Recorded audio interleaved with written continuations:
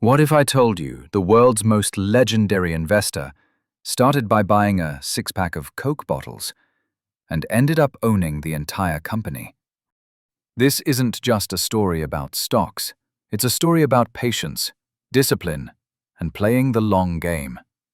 This is the story of Warren Buffett and what you can learn from it. Warren Buffett isn't just a billionaire.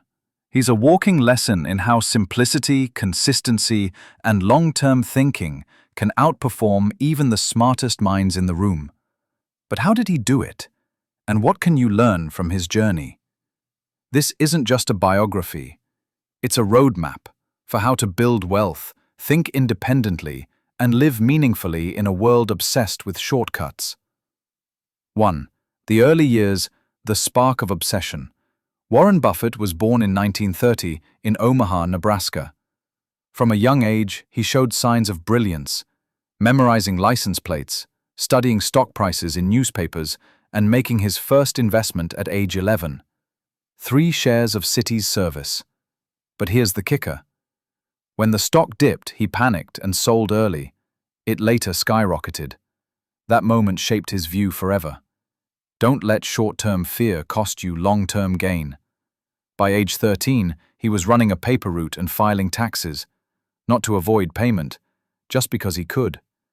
He devoured books like Benjamin Graham's The Intelligent Investor, which introduced the powerful idea of value investing. Buy undervalued companies with strong fundamentals and hold them long-term.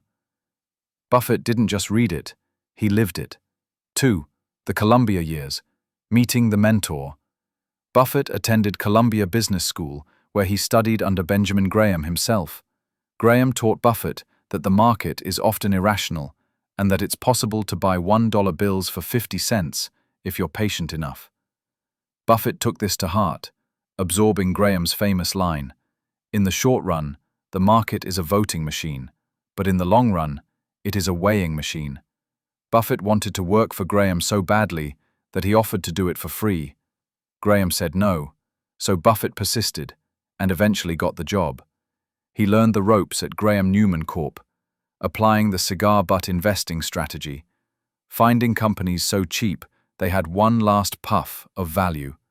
It wasn't glamorous, but it worked. 3. Omaha and the Buffett Partnership. Compounding begins.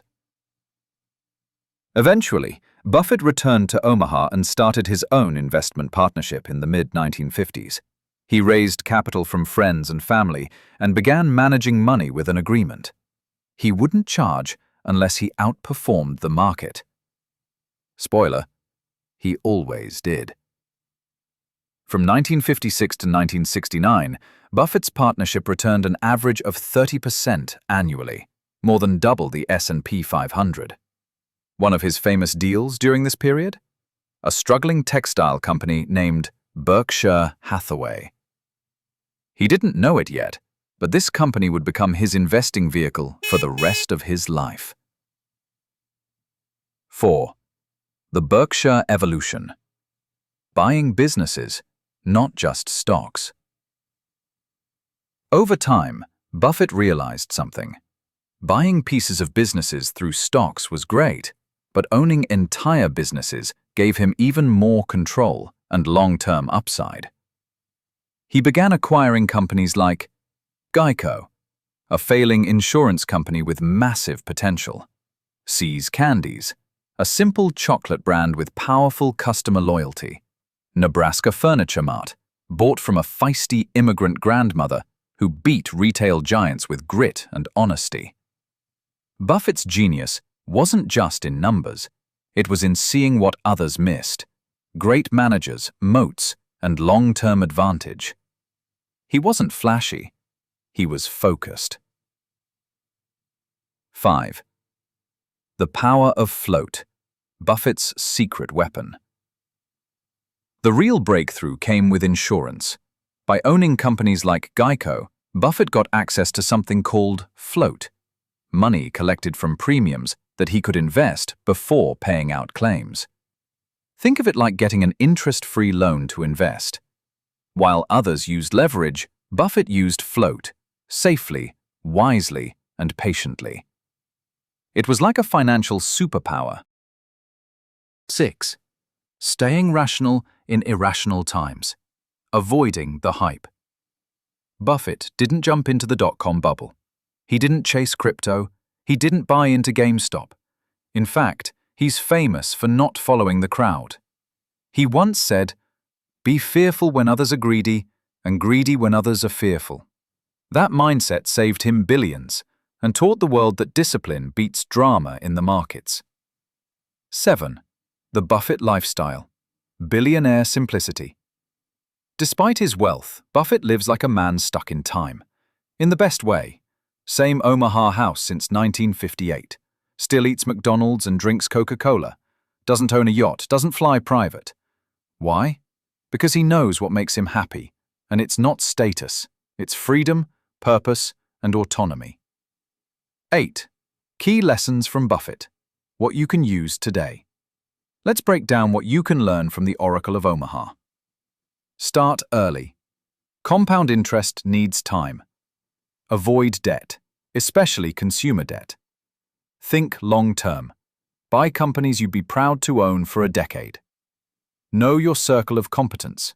Don't invest in what you don't understand. Stay calm. Markets move, but your plan shouldn't. Invest in yourself. Buffett says the best investment is in your own skills and education. 9. The Giving Pledge, Legacy Beyond Wealth. In 2006, Buffett shocked the world. He pledged to give away 99% of his wealth, mostly to the Bill and Melinda Gates Foundation. It wasn't just generous, it was radical. He said, "I want to give my kids enough so they can do anything, but not so much that they can do nothing." His life wasn't about hoarding wealth, it was about building something that lasts. 10. The Buffett Effect. Why his story matters now more than ever. In a world obsessed with instant riches, flashy lifestyles, and viral trades, Warren Buffett reminds us, wealth is a process, not a jackpot. Simplicity is a superpower. Long-term thinking is a competitive advantage in a world addicted to now. Recap, so what did we learn? Buffett mastered compound interest early and used float to supercharge it. He avoided hype, stayed rational, and invested in businesses, not trends. He lives simply, gives generously, and thinks decades ahead.